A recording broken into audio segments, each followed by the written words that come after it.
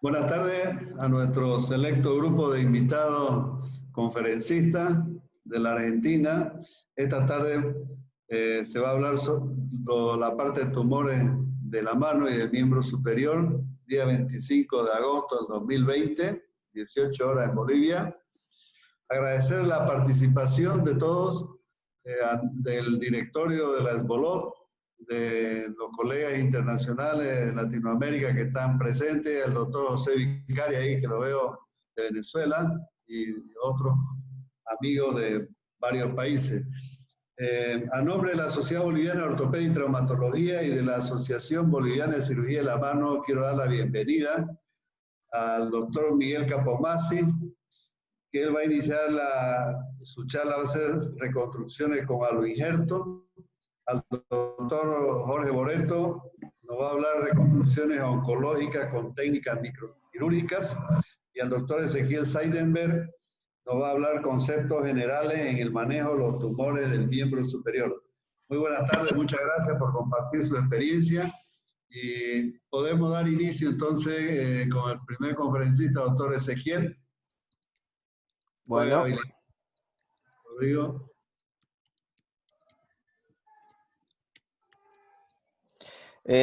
Bueno, ya antes que nada agradecer la invitación, y la idea de la presentación es hablar sobre los principios del tratamiento de tumores osteoarticulares y de partes blandas. Como primero, entender que el objetivo de tratamiento en un tumor primario básicamente es lograr un paciente libre de enfermedad, a diferencia de una lesión metastásica donde el objetivo es disminuir el dolor y preservar la función. El abordaje general en el manejo de tumores óseos es obviamente parte de un interrogatorio y un examen físico. El motivo de consulta, es decir, el dolor, las características que tiene si se reproduce en reposo, en actividad, nocturno, las características de la masa de estar presente, así como el sexo, la raza y sobre todo, que es una información muy importante en la ayuda diagnóstica, la edad del paciente. En lo que respecta al examen físico, la localización, las características, como decíamos recién, del dolor y si hay presencia o no de déficit neurovascular. Y además, por más que sea raro, la presencia o no de metástasis linfáticas, que son raras en los sarcomas, pero pueden estar presentes en algunos tipos. Y bueno, de hecho, lo que es las imágenes forman parte de la semiología de estos pacientes, ya sea las radiografías, tomografías, resonancias y, como vamos a ver, además la centellografía.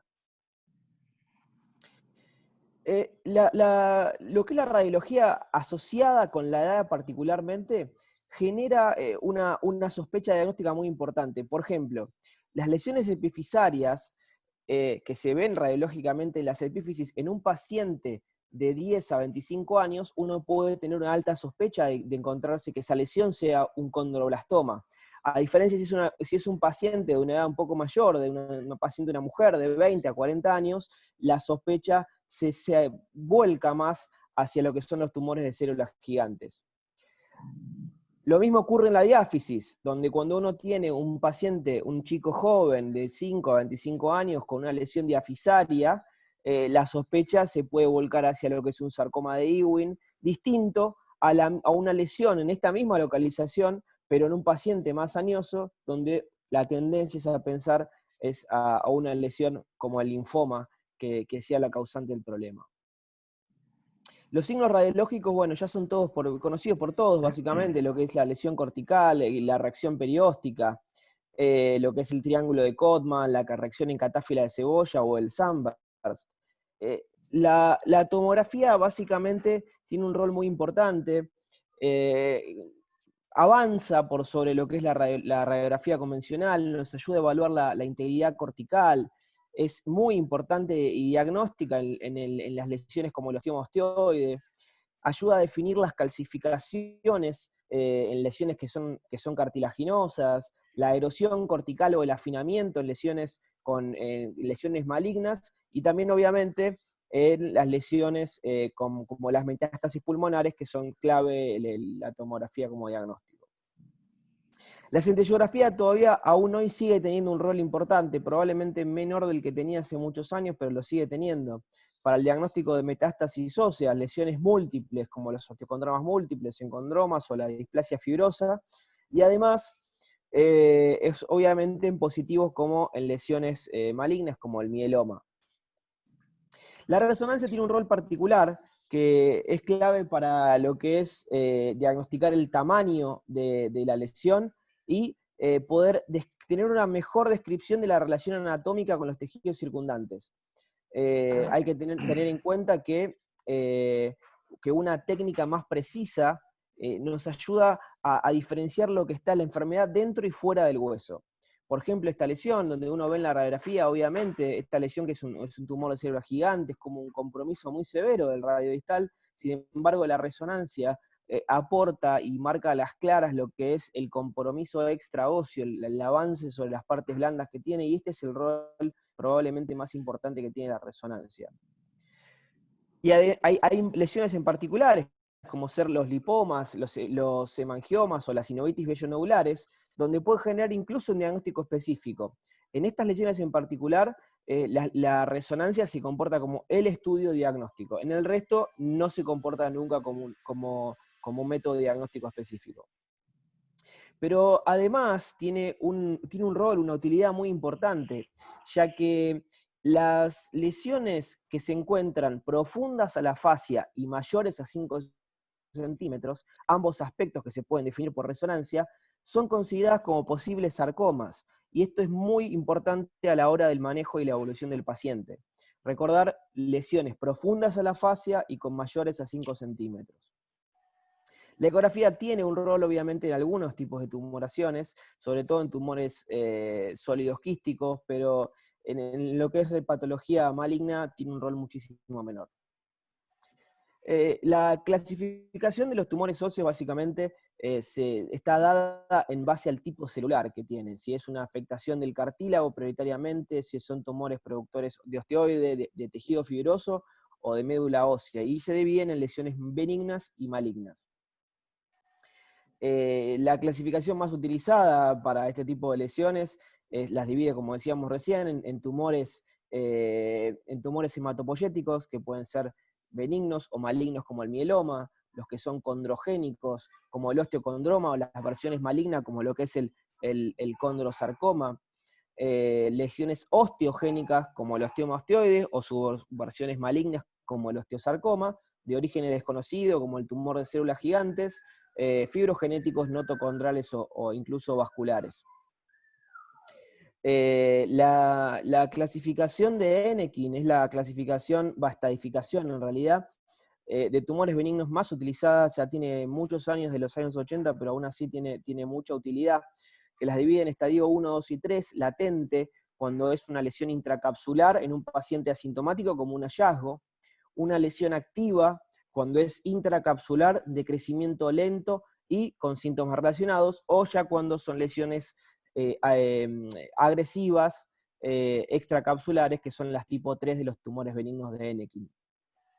Distinto a las lesiones malignas, que se clasifican en 1A y B, 2A y B, y las tipo 3. Básicamente están divididos si son tumores de alto o bajo grado.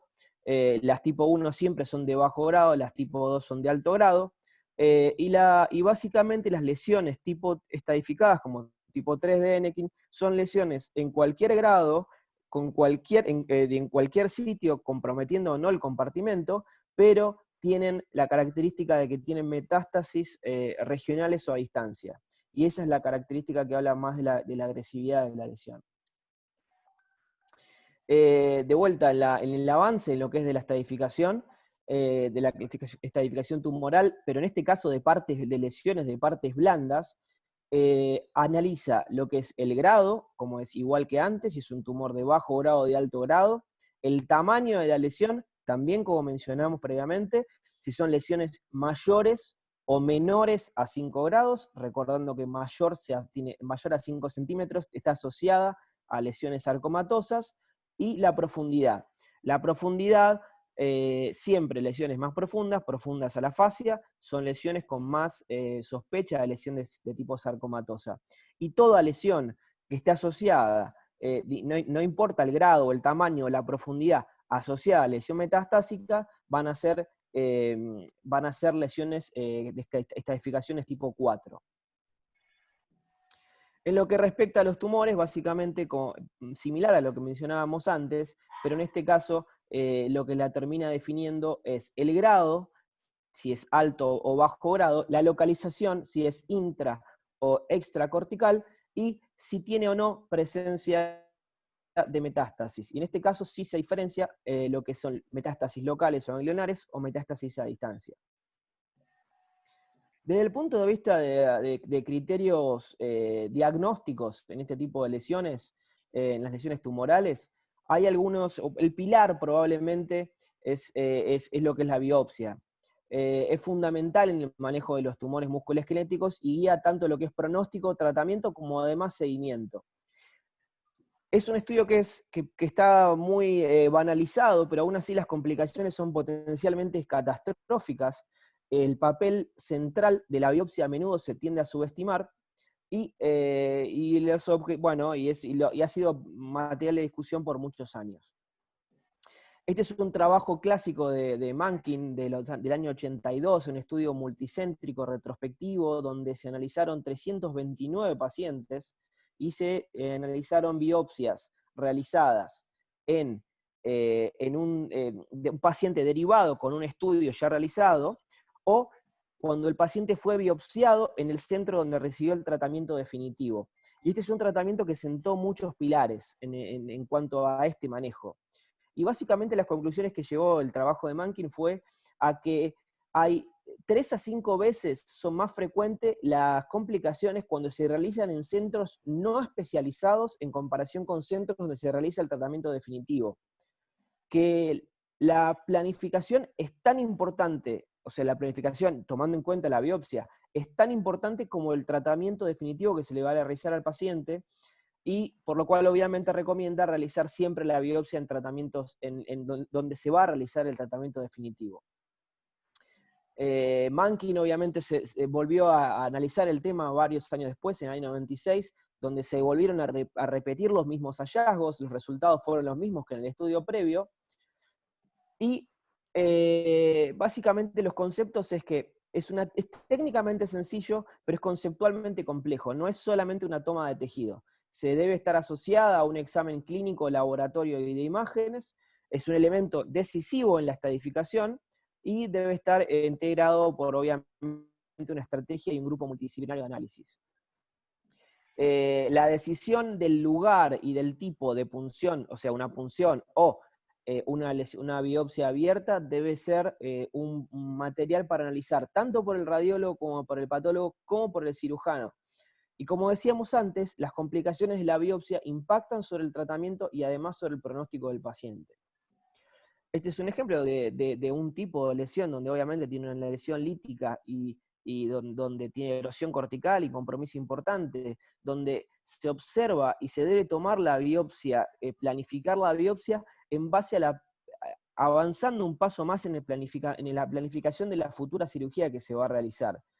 Nunca se debe tratar de realizar una toma de biopsia, por ejemplo, pasando por un compartimento invadiendo un compartimento sano y potencialmente complicándolo. En los que son los errores técnicos en la toma de biopsia, obviamente, como mencionábamos recién, está lo que es la contaminación del compartimento adyacente, la incisión o sacrificio cutáneo de vuelta por una mala planificación con necesidad de un colgajo de cobertura.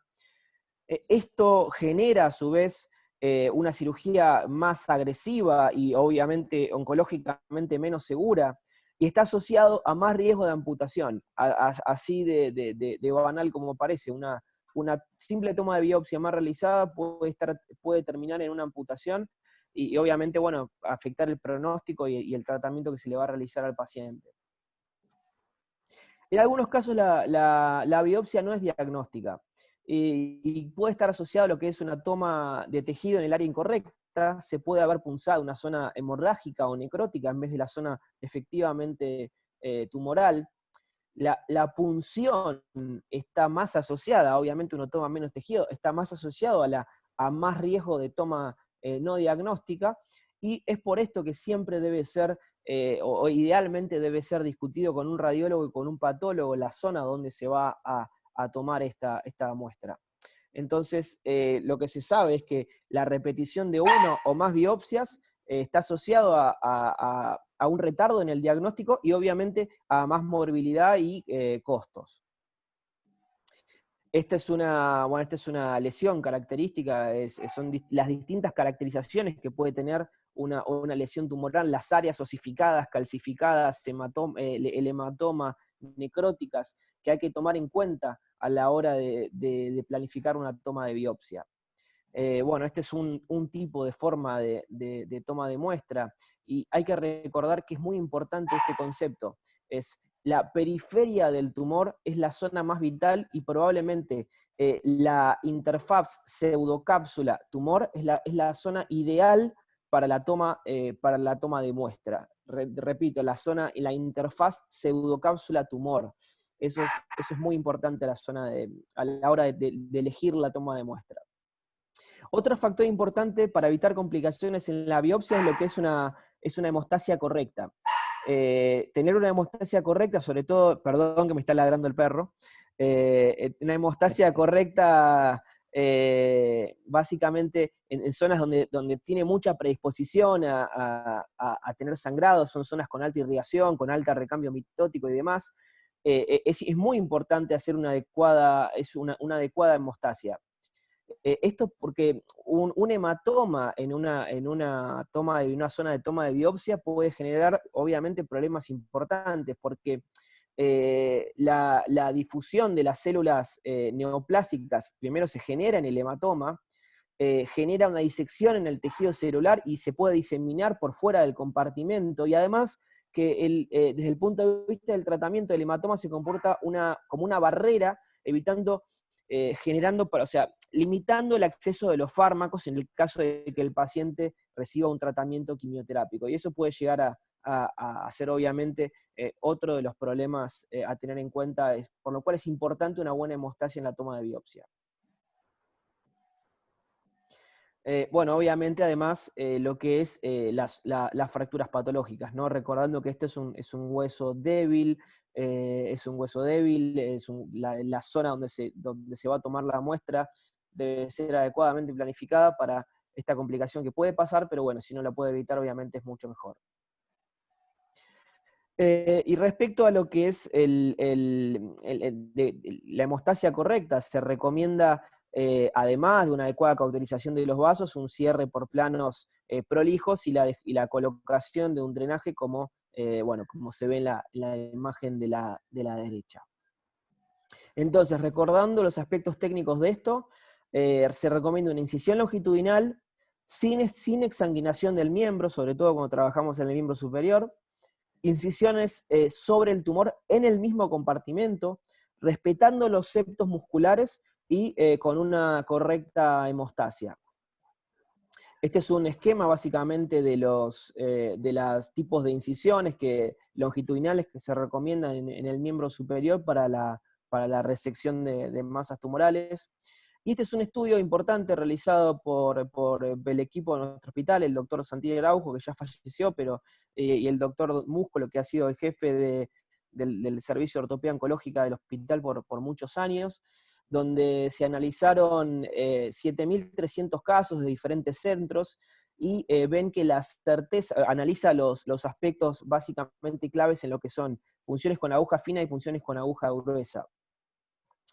En este estudio lo que se ven como indicaciones para las punciones con aguja fina, ven que los tumores óseos con tejidos con aparente compromiso de partes blandas o quísticos, o lesiones altamente destructivas, son lesiones que se pueden analizar con una punción con aguja fina. Pero ahora, cuando hay lesiones radiodensas, pero cuando corticales preservadas y obviamente más gruesas, en esos casos se recomienda las punciones con aguja gruesa. En este estudio, lo que se vio, en el estudio de Santini Araujo y Múscolo, es que la punción con aguja, la biopsia con punción por aguja fina tiene una precisión diagnóstica del 75%, mientras que la punción con aguja gruesa tiene una precisión del 89%, con un global del 83% sin falsos positivos. Este estudio obviamente concluye que el conocimiento de la historia clínica y los estudios son clave. De vuelta, hace hincapié en lo que es el trabajo multidisciplinario, que el cirujano ortopédico y el radiólogo tienen que estar muy capacitados en esta técnica en particular. No es lo mismo alguien que lo haga una punción, que esté formado en el tema o no. El control estricto en la muestra es laboratorio, y que el diagnóstico sea realizado por un patólogo experimentado o especializado en lo que es la patología la tumoración musculoesquelética. Ahora, avanzando en conceptos generales de tratamiento, lo que es el tratamiento coadyuvante, básicamente la radioterapia, empezamos, el mecanismo es a través de radicales libres que generan daño del ADN y muerte celular, y el objetivo básicamente es generar es tratar de inocular la mayor dosis posible, pero siempre tratando de minimizar los efectos en los tejidos circundantes sanos, o sea, generar el daño localizado, pero no afectar los tejidos sanos. Y obviamente las indicaciones son no todos los tumores, sino algunos tumores que son óseos resistentes, como el sarcoma de Ewing o el linfoma o el mieloma, y particularmente los sarcomas de partes blandas, donde se puede prevenir la recidiva, y además se puede aplicar en forma preoperatoria para disminuir el tamaño en forma preoperatoria. Las complicaciones de la radioterapia se pueden dar en forma aguda o en forma crónica. En forma aguda, lo que es el daño dérmico, y como además daños gastrointestinales, urinarios, entre otras cosas, y como también además complicaciones crónicas, que son el edema crónico de los miembros, la osteonecrosis, la transformación neoplásica y la neuropatía actínica, que es tan temida por todos. En niños, obviamente, además puede causar escoliosis, discrepancia de arrestos fisarios, discrepancias de miembros inferiores y deformidades torácicas muy importantes.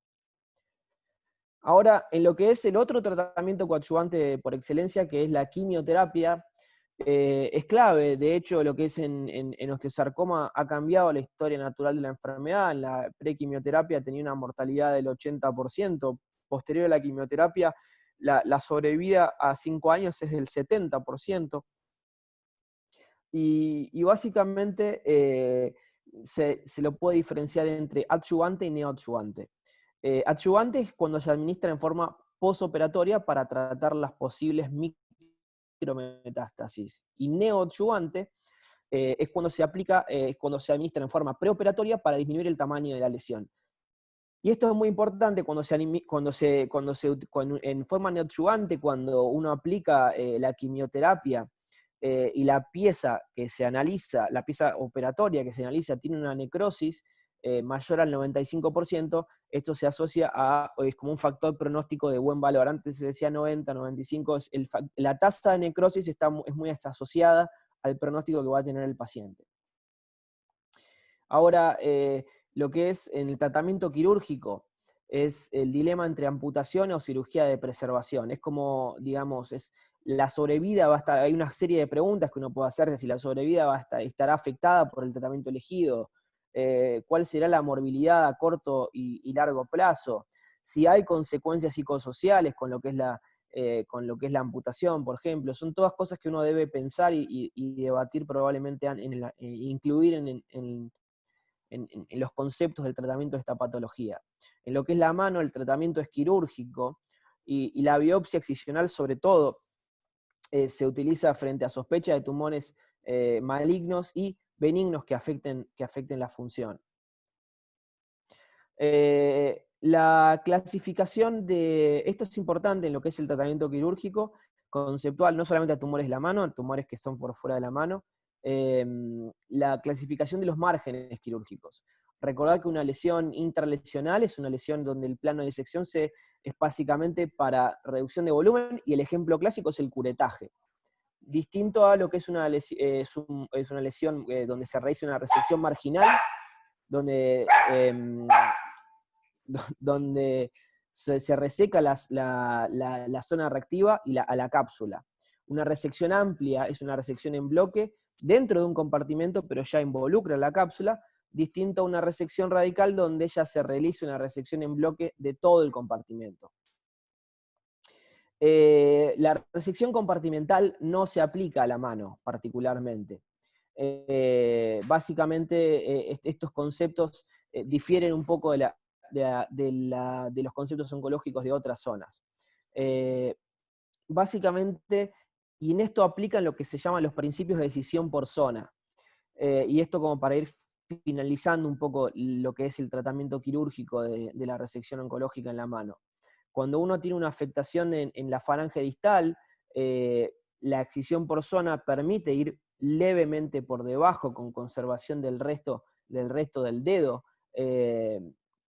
Como en este caso, este es un paciente de Jorge que tenía una afectación a nivel de la interfalángica del pulgar, con un tumor, un carcinoma espinocelular, donde se realizó, respetando este principio, se realizó esta resección de la tumoración maligna y fue reconstruido, en este caso, con una transferencia del dedo del pie a la mano, con este resultado en el pie. Este es el posoperatorio inmediato y la funcionalidad con una estética muy, muy adecuada, tanto en el pie como en la mano reconstruida. Y este es el resultado de la movilidad de este paciente. Ahora, cuando la lesión afecta lo que es falange media y falange proximal, en este caso, lo que está recomendado ya no es una conservación del dedo, sino, o una amputación más localizada, sino es directamente una resección del rayo. En este caso es un paciente, como pueden ver, con una tumoración en estas radiografías que afecta la base de la falange proximal, y la resonancia B se observa el compromiso de aspecto de tipo condral, que no solamente compromete el hueso, sino además compromete partes blandas en forma muy marcada. Lo que terminó mostrando es una lesión tipo condrosarcoma, por lo cual se le realizó una resección del rayo, como hablábamos antes. En este caso, lo que se le realizó fue una transposición del dedo índice al dedo resecado con este resultado funcional. Y por último, ya para ir terminando, cuando las lesiones se producen en la región tenar o en el interdígito, ya se pasa a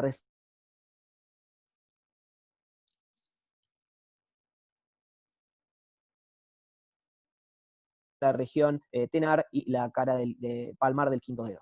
Así que bueno, eso es todo. Muchas gracias. No sé si algún comentario. Ezequiel, muchísimas gracias por la presentación. Por el momento no ha llegado ninguna consulta. Vamos a continuar con la próxima presentación. Si llega una consulta, posteriormente te la hago llegar. Muchas gracias. Miguel, adelante por favor con su presentación.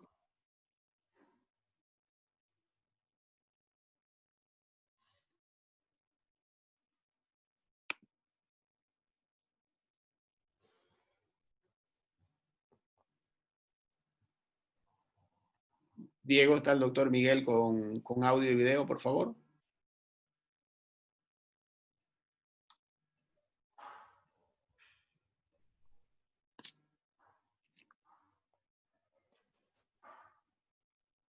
¿Me escuchás? Sí, te escucho, Miguel. Adelante, por favor. Ah, bueno, un segundito porque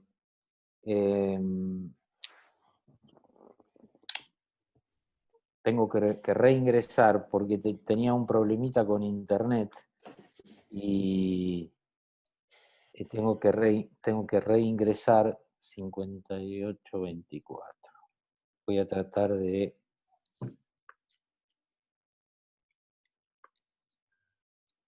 Bueno, ahí estamos. Vamos a ver si puedo compartir. Ya te vemos bien, Miguel. Adelante. Bien. Bueno, rogando que Internet no nos juegue una mala pasada. me parece que los aspectos clínicos y referidos a diagnósticos y algunos principios terapéuticos ya Ezequiel los definió claramente. Yo vuelvo a agradecerles la invitación a todos los amigos bolivianos. Es un gusto, y además es un gusto compartir con Jorge y con Ezequiel este rato para tratar de informarlos dentro de lo que podamos y responder las preguntas si es que existen. Esto va a ser directamente un apartado que es el uso de aloinjertos en las reconstrucciones oncológicas, y la charla se va a basar casi exclusivamente en la presentación de casos, pero permítanme que inicialmente definamos algunos conceptos gruesos y elementales, sobre todo para la gente que no está habituada al uso de aloinjertos. El aloinjerto es un tejido que se transfiere de un individuo a otro, genéticamente diferentes y de la misma especie, y yo diría que hoy día representan un recurso valiosísimo, muy útil para defectos óseos u osteoarticulares en cirugía oncológica. De hecho, que el aloinjerto se utiliza también para defectos postraumáticos. Nosotros hoy nos vamos a referir básicamente a aloinjertos estructurales, grandes, y fundamentalmente osteoarticulares. Para esto es necesario contar con una estructura alrededor que nos permita la obtención de la pieza que vamos a utilizar en la reconstrucción, es decir, el aloinjerto. Y para eso hay que contar con un banco de tejidos que, por supuesto, debe estar seriamente montado y encuadrar dentro de todas las de todo el marco exigido por las autoridades sanitarias de los diferentes lugares y países en cuanto a la selección del donante, que es muy importante, en cuanto a las técnicas de ablación o de extracción de las piezas que luego van a ir al banco, y por supuesto la manipulación de las mismas. En sentido muy global, los aloinjertos pueden ser hueso fresco, congelado, simplemente sometidos a una congelación y crioconservados sin procesos de esterilización. Y esto tiene una ventaja y tiene grandes desventajas, es decir, el hecho de no pasar por procesos de esterilización hacen que las propiedades osteoinductivas, osteoconductivas y osteogénicas del aloinjerto se mantengan, pero por contrapartida el problema es que tienen un alto potencial de transmisión de enfermedades contagiosas, y al mismo tiempo tienen muchas posibilidades de desencadenar una respuesta inmunológica en el huésped que pueda terminar con nuestro injerto. En tanto que los aloinjertos sometidos a procesos de esterilización mediante diversos métodos, autoclave, óxido de etileno, radiación gamma, etcétera, etcétera, y luego conservados o crioconservados hasta su uso, tienen alguna algún efecto negativo en cuanto a las propiedades biológicas y mecánicas que nos va a aportar ese aloinjerto, pero por otra parte disminuyen la posibilidad de respuesta inmunológica, de pérdida del aloinjerto, y al mismo tiempo reducen muchísimo la posibilidad de transmisión de enfermedades contagiosas.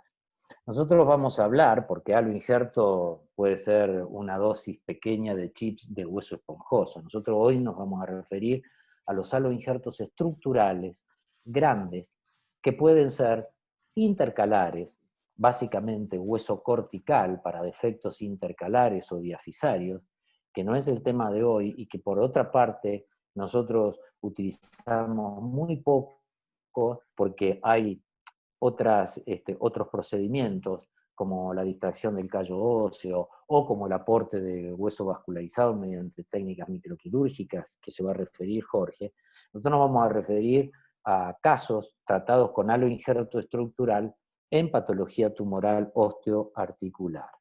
Por lo tanto, ya estamos situados y ahora vamos a ir de proximal a distal mostrando algunos casos y algunos aspectos técnicos de las reconstrucciones.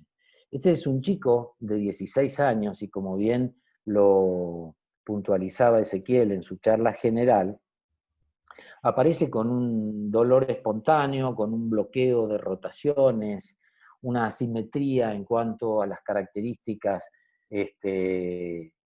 anatómicas de superficie del hombro afectado con respecto al contralateral, y venían con esta radiografía donde vemos esta tumoración que afectaba la región epifisaria o epífiso-metafisaria, pero sobre todo epifisaria del húmero. Esto obviamente pensando en la edad del paciente, las características, ese puntillado, esas calcificaciones y la localización epifisaria, evidentemente pensamos inmediatamente en qué diagnóstico podríamos discutir como el más probable. Estas eran las imágenes de los estudios de imágenes, y ahí vemos cómo la cabeza prácticamente del húmero y la epífisis está prácticamente destruida en 2/3 de su superficie.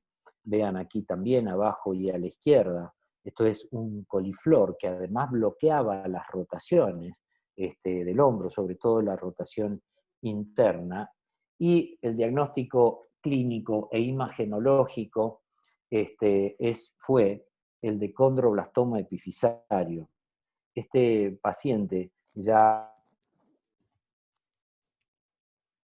biopsia hecha, de modo tal que no nos llegó ya con el diagnóstico, pero igual hicimos el ejercicio diagnóstico para llegar al diagnóstico presuntivo y después evaluar cuál era el resultado de la biopsia previa que se había hecho en otro centro, y esto en realidad no debiera ocurrir en la medida de lo posible. Decidimos hacer una resección intraarticular del húmero proximal, epífiso-metafisaria, y una reconstrucción con aloinjerto osteocondral. Aquí está lo que decíamos, este es un tumor benigno y no hay tanto problema, pero hay que tener cuidado con las biopsias previas. Este chico llegó con una biopsia abierta y en realidad sirvió para el diagnóstico, y nosotros siempre incluimos,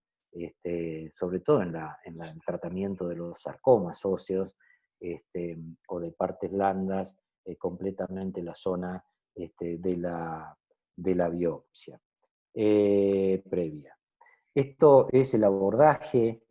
Ustedes vean aquí que hay una isla de piel que va desde la superficie hasta el hueso, y que es la que tiene esa especie de monitor cutáneo, pero que es la zona cicatrizal previa donde se tomó la biopsia, a pesar de que fue un ejercicio quirúrgico, porque este es un tumor benigno, ¿no?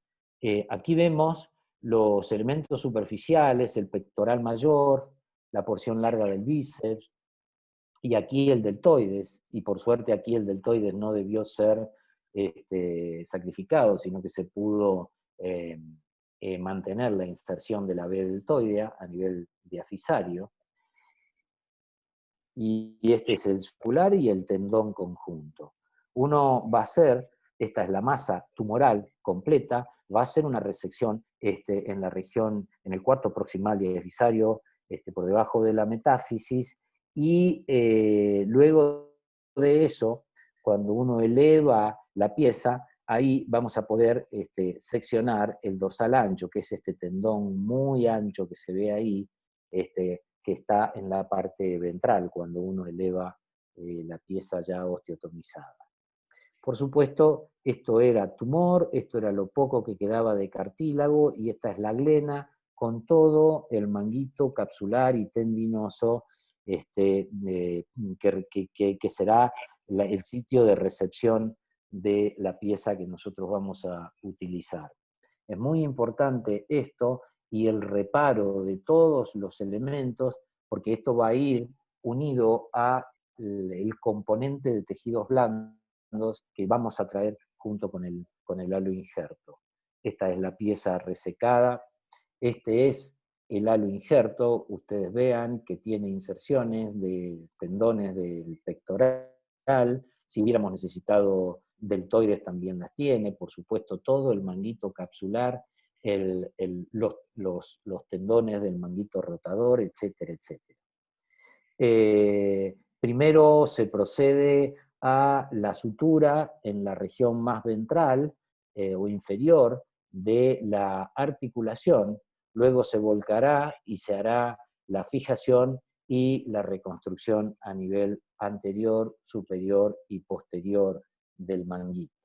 Aquí ya vemos la osteosíntesis hecha y un párrafo aparte para la osteosíntesis, porque en realidad es una condición sine qua non para que uno tenga posibilidades de incorporación del injerto y que no haga una pseudoartrosis, que es darle compresión al sitio de contacto.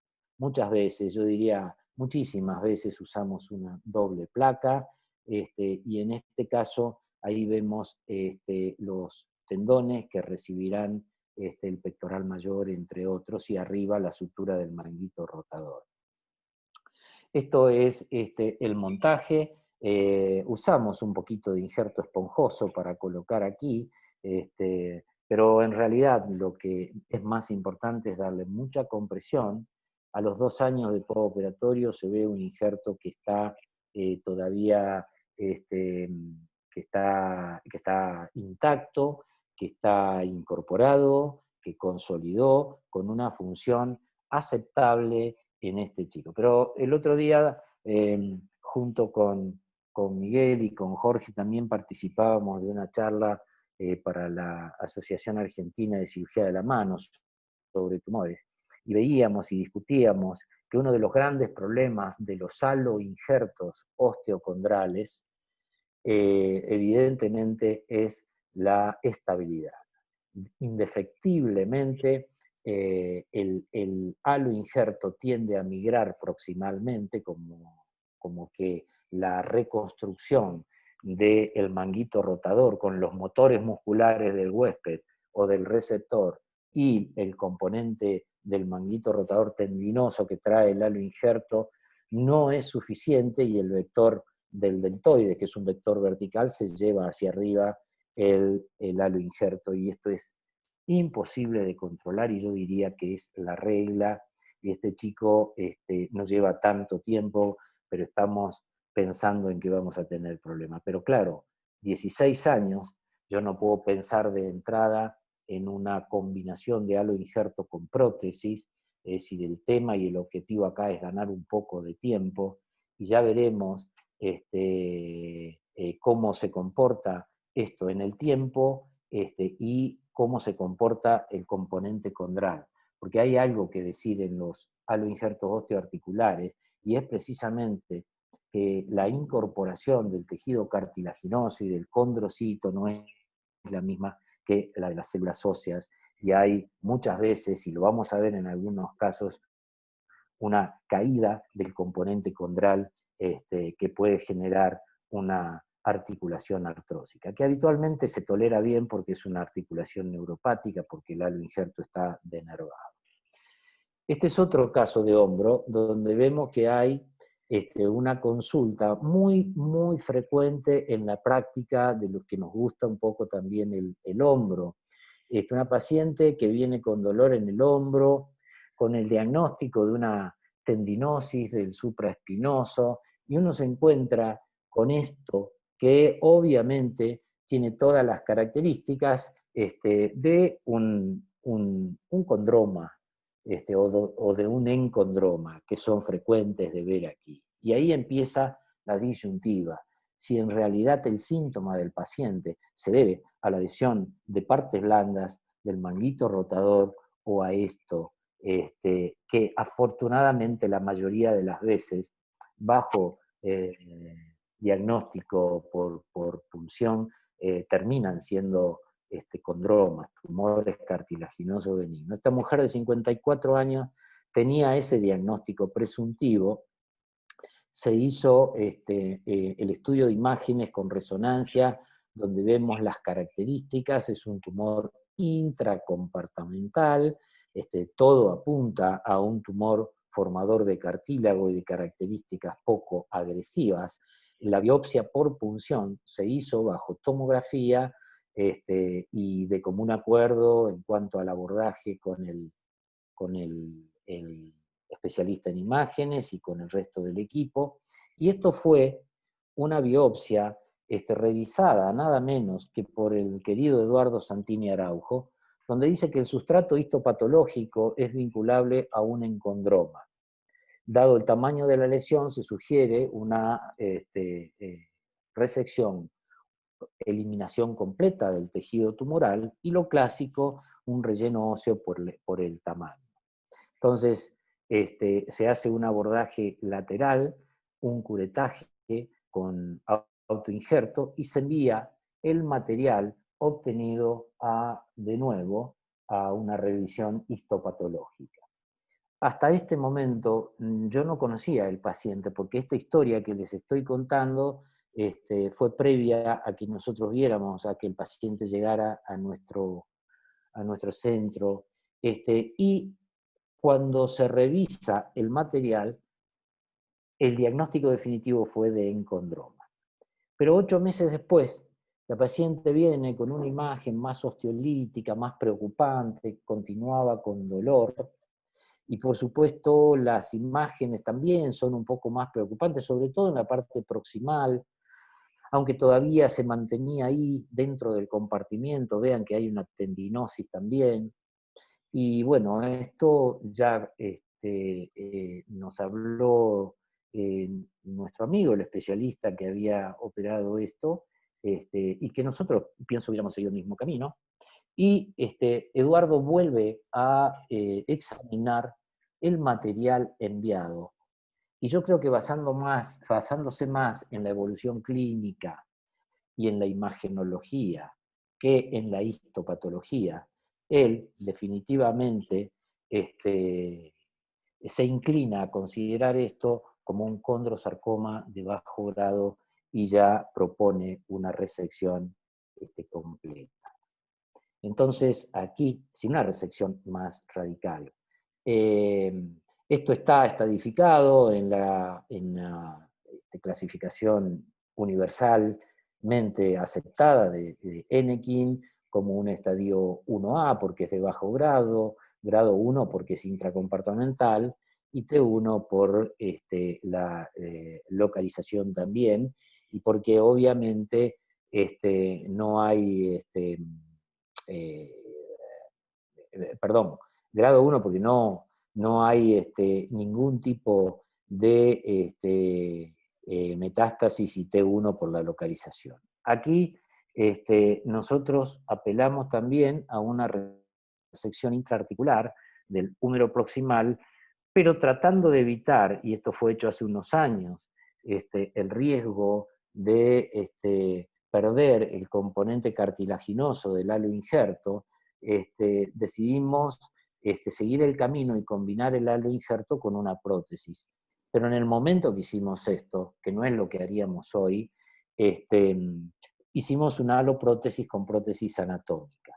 De vuelta, el abordaje, este es el pectoral, esta es la porción larga del bíceps que será tenotomizado, este es el deltoides, y la osteotomía, que es excesivamente baja, pero esto fue una decisión por el tipo de osteosíntesis que pensábamos hacer después, porque aquí teníamos dos opciones: o utilizábamos una prótesis de tallo bien largo y comprimíamos con una placa que no es fácil de montar, con tornillos monocorticales arriba, O hacíamos una prótesis de tallo corto y utilizábamos 2 placas, como vamos a ver en la reconstrucción final de la unión del hueso. Este es el dorsal ancho, como siempre, se levanta, el húmero proximal se secciona y se vuelve a exponer la cápsula y el manguito rotador arriba. Aquí vemos que hay una ya reconstrucción de la parte inferior y de la parte superior del manguito rotador, del injerto.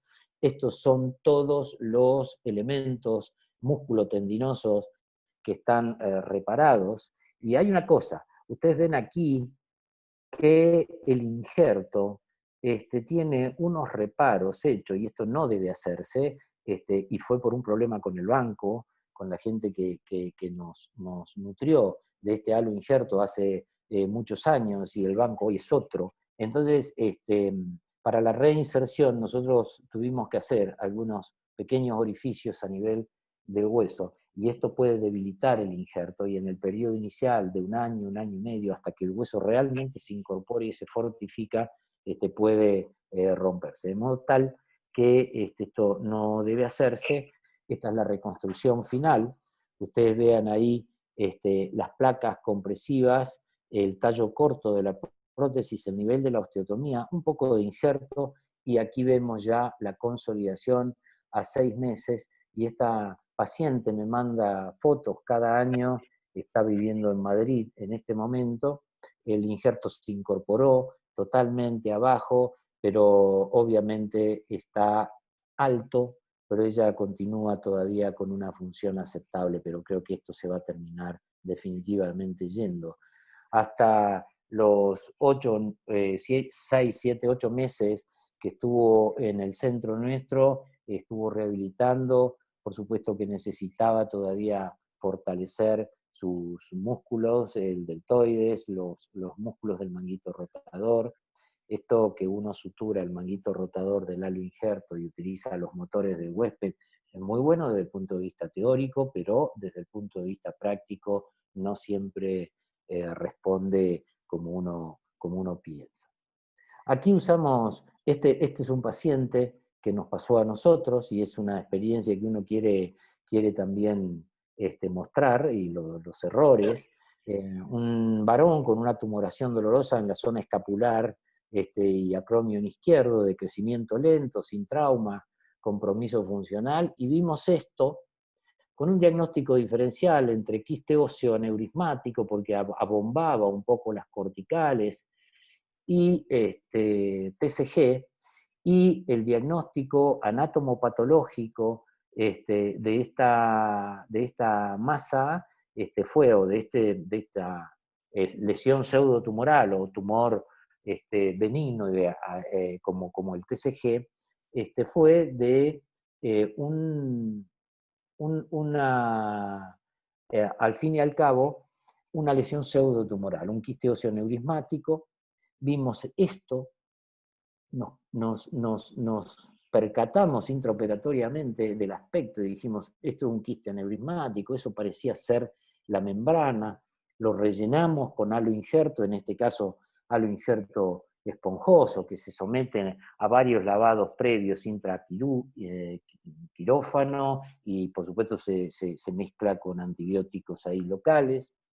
El postoperatorio inmediato, con todo en la espina del omóplato y parte posterior o proximal del acromion, pero a los 6 meses vuelve con esta imagen, con mucho dolor, con algo que no nos gustaba demasiado, y esto terminó siendo, ya con estas imágenes nos cercioramos de que esto no era un quiste óseo, sino un TCG, y evidentemente las imágenes y la revisión del tejido y el examen histopatológico reveló que en definitiva era un TCG. Y esto lo ratifica, es una imagen típica de TCG, como vemos allí, y planteamos, bueno, en este paciente una resección completa de del acromion y parte de la espina, es decir, lo que es una escapulectomía parcial, de modo tal de no generar tanto impacto en la biomecánica del hombro. Este es el hombro visto de atrás y esta es la masa. Ahí vemos el abordaje, una especie de abordaje de Judet. Este es el deltoide posterior, este es el infraespinoso que se vuelca desde su vértice hacia la base y expone la parte proximal de la fosa infraespinosa. Aquí hay que tener cuidado, la flecha indica el pedículo neurovascular y fundamentalmente la rama para el infraespinoso, la rama del supraescapular para el infraespinoso. Ahí estamos haciendo, de acuerdo a la planificación, la resección de la espina y del acromion. Esto es la resección de la masa, la reconstrucción muy cuidadosa para que el paciente tenga el menor impacto funcional. Esto es el post inmediato, y abajo es el postoperatorio del año, y ustedes vean que cuando uno puede conservar los coracoclaviculares y hace una buena reconstrucción músculo-tendinosa, puede obtener buenos resultados funcionales. Este paciente tiene todavía alguna limitación de la rotación. Pasamos a los dos últimos casos, yendo para abajo, el codo, y yo les tengo que ser sincero, este fue hace no más de un mes y medio atrás, o dos, mi primer caso de utilización de aloinjerto osteocondral en un tumor del húmero distal. No tengo ni tenía mucha experiencia, lo hablé con mi gran amigo del hospital italiano, el doctor Miguel Ayerza. Pensamos en que esto, obviamente ya teníamos el diagnóstico histopatológico, que se hizo por punción, era un TCG grado 3 agresivo, en una paciente que cuando nosotros la vimos tenía 2 meses o 2 meses y medio de evolución y había tenido, esas flechas indican un tracito, que ya lo vamos a ver en las imágenes, un trauma previo, y esta imagen, por supuesto no esto, pero ya con el diario del lunes, si uno evalúa las radiografías de aquel momento, había ya algún indicio de patología tumoral. Por supuesto, el tumor era todavía intraóseo. Tanto con Gerardo Galucci, con el cual coincidimos que no habíamos, ninguno de los dos habíamos hecho un injerto osteocondral, como con Miguel Ayerza, discutimos las posibilidades que había. Esta es la masa típico del TCG, cómo rechaza y envuelve, pero no infiltra los tejidos blandos peritumorales. Ahí está en la zona de la fractura a nivel de la tróclea, la imagen típica, y nosotros teníamos esto, es decir, toda la tróclea prácticamente comprometida, y parecía que aquí a nivel de la fractura podía haber un límite, de modo tal que, bueno, discutimos un poco las posibilidades, la punción, como les dije, reveló el diagnóstico, típica imagen de el TCG, ahí está el tracito de fractura, y nosotros aquí dijimos, bueno, tenemos perdida la articulación cúbito-humeral, podemos pensar en una artroplastía, en un aloprótesis, en un aloinjerto osteocondral total o parcial, es decir, discutimos. Pero Gerardo, al igual que yo, que nos une el gusto por la patología del codo, perdón, ninguno de los dos teníamos experiencia. Por lo tanto, esto puede ser también considerado un error, por lo que vamos a ver ahora. Pero nosotros pensamos, porque también existen, más que nada en patología postraumática, en la rodilla, en el codo, los injertos osteocondrales parciales, es decir, que llevan una parte. Aquí estaba la fractura y nosotros pensamos que probablemente yéndonos un par de milímetros más lejos, o un par de milímetros, 5 o 6 milímetros, podíamos conservar la columna lateral, podíamos conservar parte de la epífisis, el capitellum, y eso podía favorecer la integración por la conservación de hueso metafisario y epifisario del halo injerto, si podía ser el osteocondral, o directamente un injerto osteocondral completo. Nosotros fuimos a la cirugía con esa idea.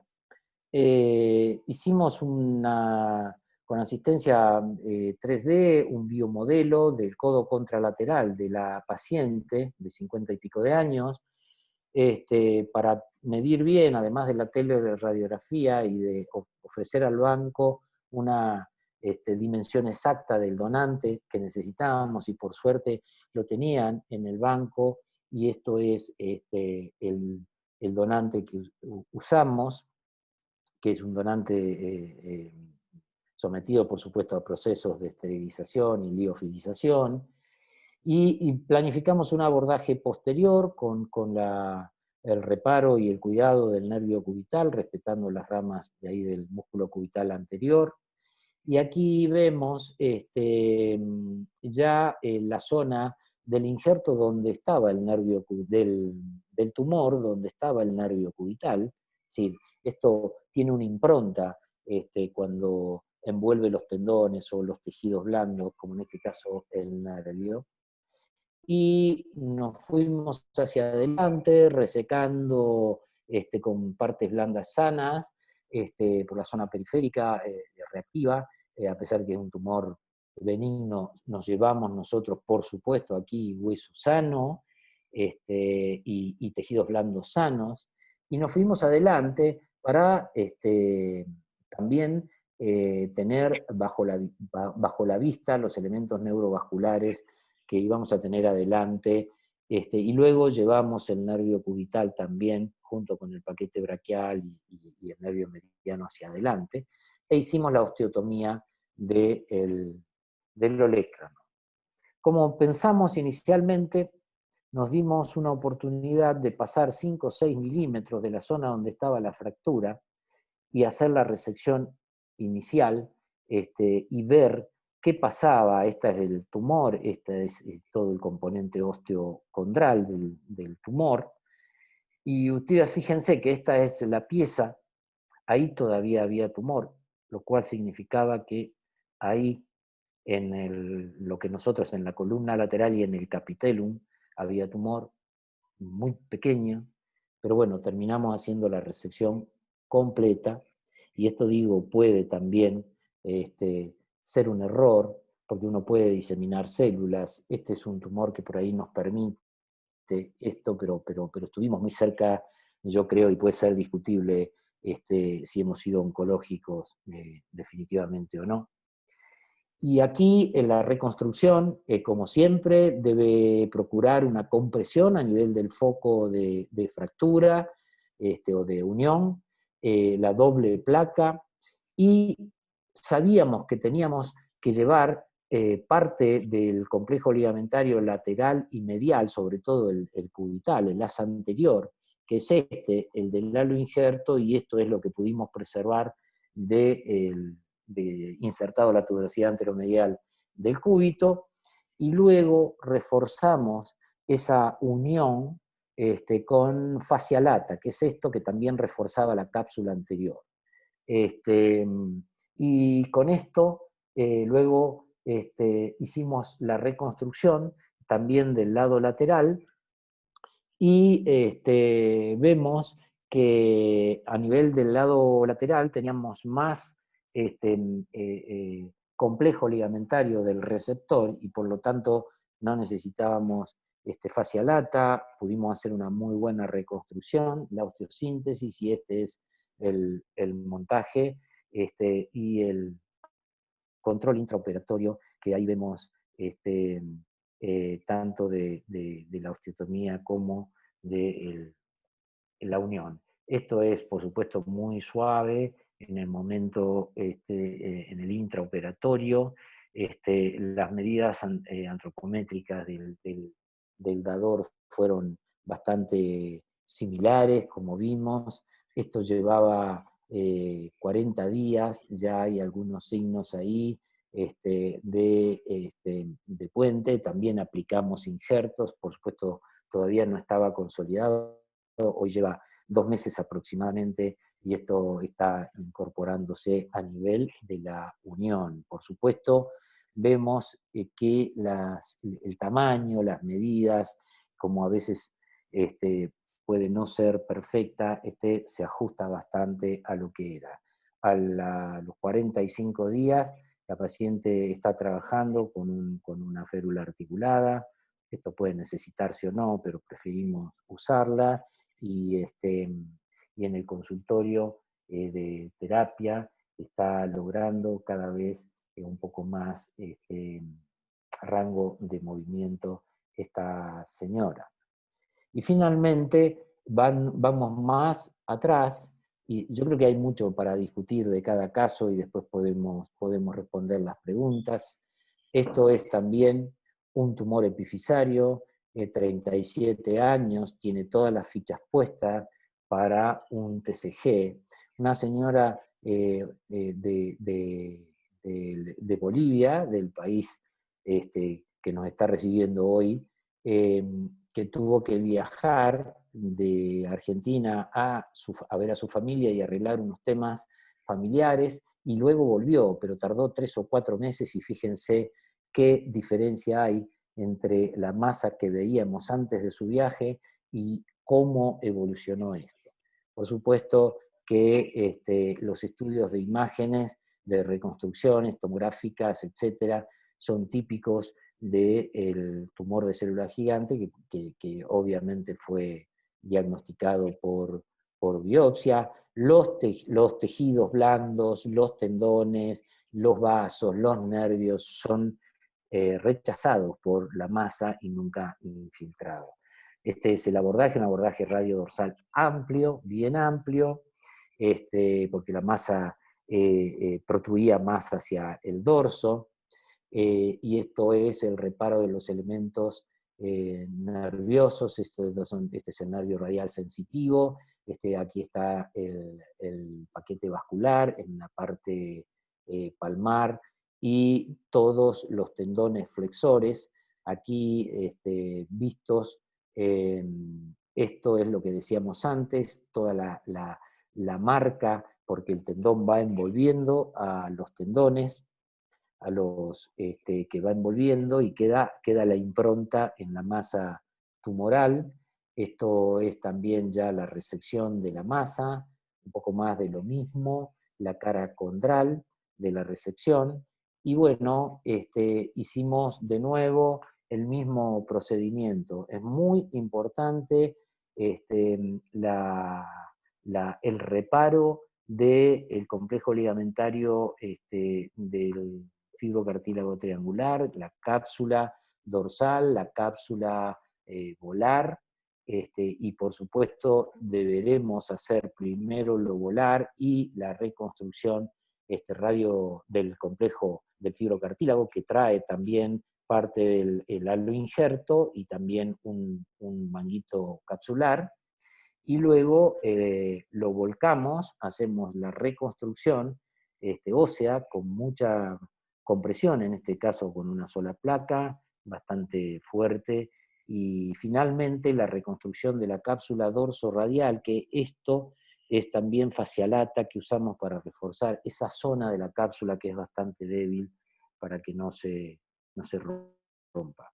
Esto es lo que decíamos, en este caso el donante no fue perfecto, no queríamos que pase más tiempo y en el banco no encontramos la pieza perfecta, y igual ustedes vean que la superficie articular adapta bastante bien, muy buena la alineación radiocubital, y esta paciente dejé de verla personalmente después que me fui del hospital de emergencias donde fue hecho esto, y a los 3 años de postoperatorio, lo que hablábamos antes del componente condral de los aloinjertos.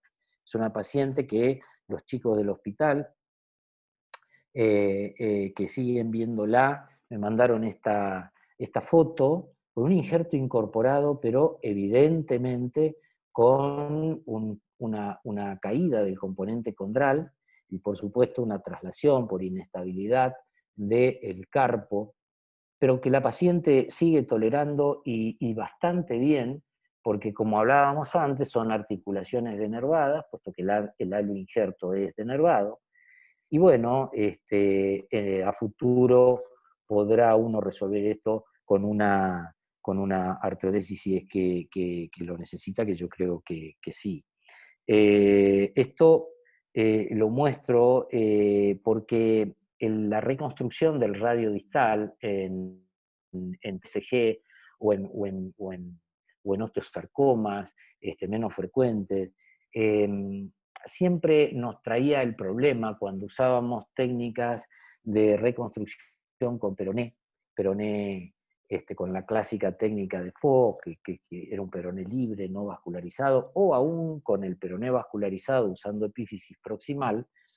El problema es que la geometría articular del peroné proximal no es similar a la del radio.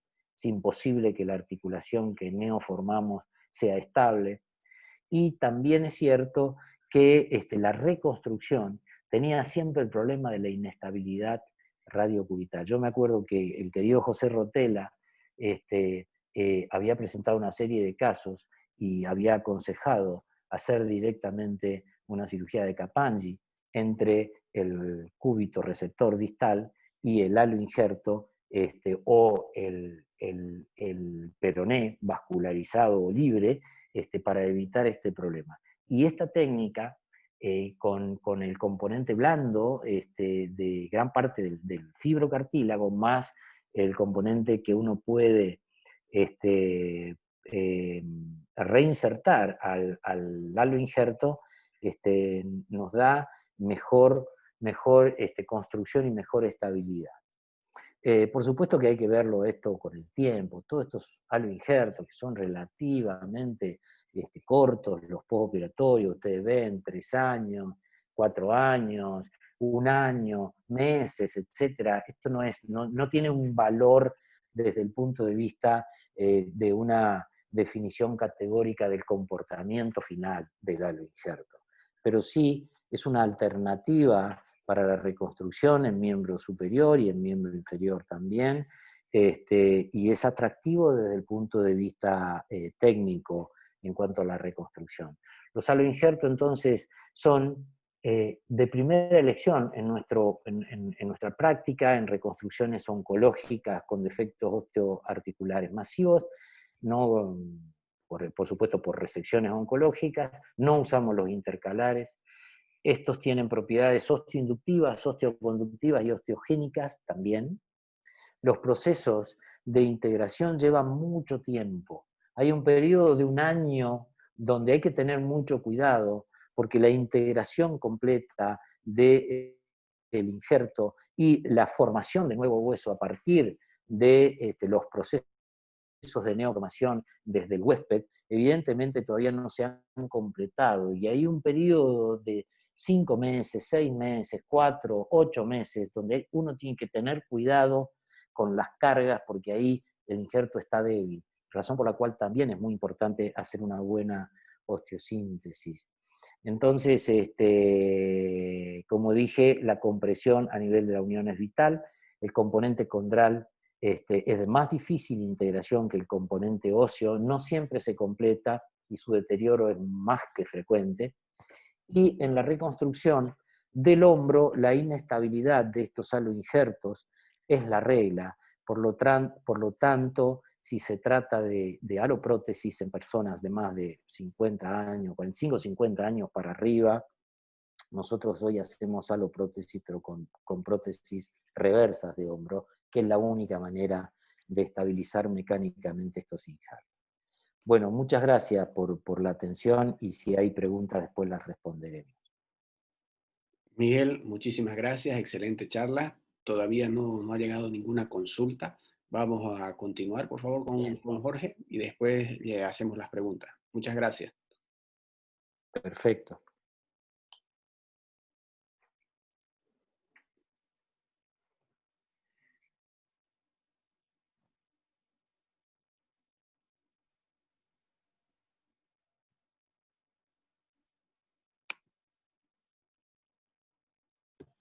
Ahora sí, muy bien. Bueno, buenas noches a todos. Muchísimas gracias por la invitación. Es un placer estar con ustedes.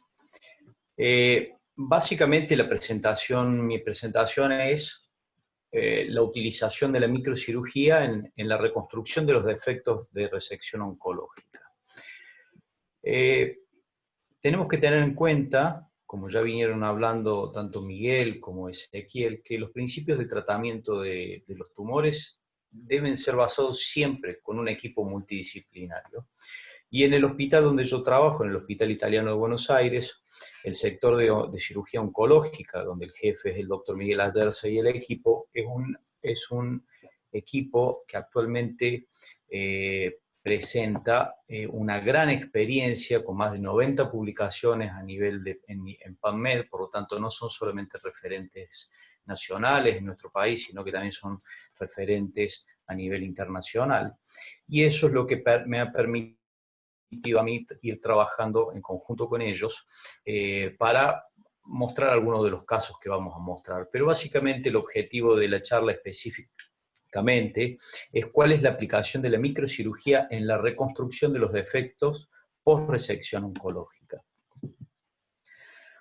Las indicaciones de la microcirugía en este grupo de pacientes debe estar consensuado dentro de un plan de tratamiento, y este plan de tratamiento siempre nuevamente es multidisciplinario. Tenemos que partir de la base que los médicos a cargo o el equipo a cargo de estos pacientes por su enfermedad de base es el equipo oncológico, y por lo tanto en la parte de nuestras reconstrucciones microquirúrgicas nosotros somos un aliado en el tratamiento, pero básicamente siempre el tratamiento o la reconstrucción debe estar consensuada dentro de un plan completo de tratamiento donde el objetivo primario es que el paciente esté libre de enfermedad. ¿Cuáles son las ventajas de la microcirugía con respecto a otras reconstrucciones? Básicamente que la microcirugía permite reconstrucción en lechos donde existe cicatriz o en lechos donde se ha aplicado radioterapia. Y esto, tanto los lechos con cicatriz o los lechos con radioterapia, muchas veces son los que van a generar o complicaciones de la cobertura o de la consolidación ósea en el postoperatorio.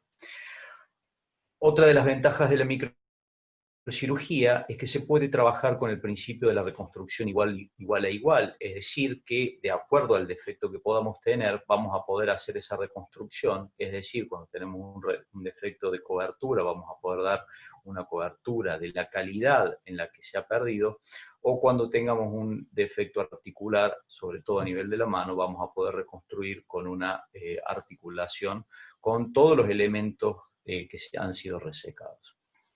En cuanto a la otra ventaja es que también podemos tratar defectos compuestos, es decir, mediante un solo procedimiento podemos reconstruir defectos que tengan defectos óseos y a su vez asociados a defectos de cobertura, y eso permite que en una sola reconstrucción podamos hacer una sola cirugía, podemos hacer una reconstrucción compuesta.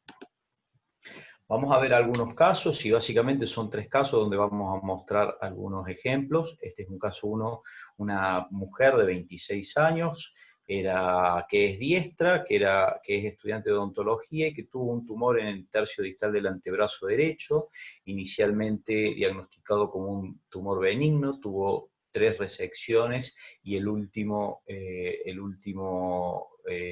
biopsia dio un fibrohistiocytoma, por lo tanto fue derivada al equipo del doctor Ayerza, y en ese caso, de acuerdo a esto, lo que se realizó y se decidió por el equipo de oncología es hacer una ampliación de los márgenes, y en ese caso se hace una ampliación de márgenes, se aguarda el resultado de la biopsia para obtener y no hacer una reconstrucción hasta obtener los márgenes libres de tumor o que la paciente esté libre de enfermedad.